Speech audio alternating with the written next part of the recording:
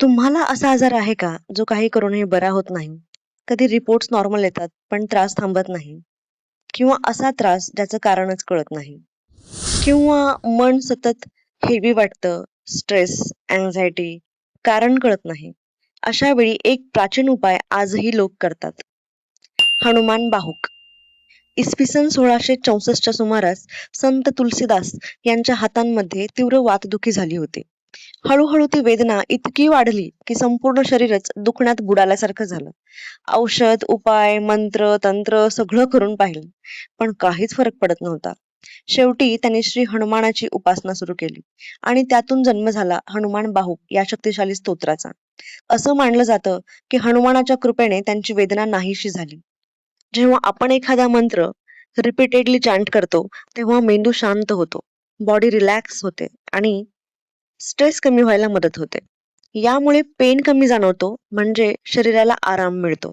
म्हणून चॅन्टिंगला सायन्स पण सपोर्ट करतं.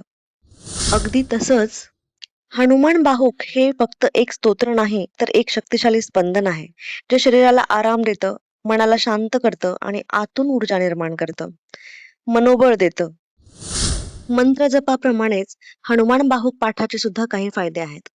सगळ्यात पहिला म्हणजे शारीरिक वेदनांपासून आराम. हा सर्वात मोठा फायदा आहे.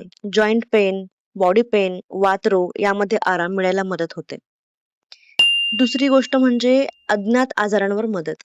कधी रिपोर्ट्स नॉर्मल येतात, पण तरीही त्रास जाणवतो. अशा अज्ञात समस्यांवर, अज्ञात आजारांवरती त्याचं निदान लागण्यासाठी आपल्याला याची मदत होते.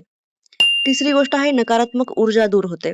घरात जडपणा किंवा निगेटिव्ह फिलिंग असेल, तर हनुमान बाहुकचा पाठ एक रक्षा कवच सारखं काम करतं. चौथी गोष्ट आहे भीती, चिंता आणि अडथळे कमी होतात.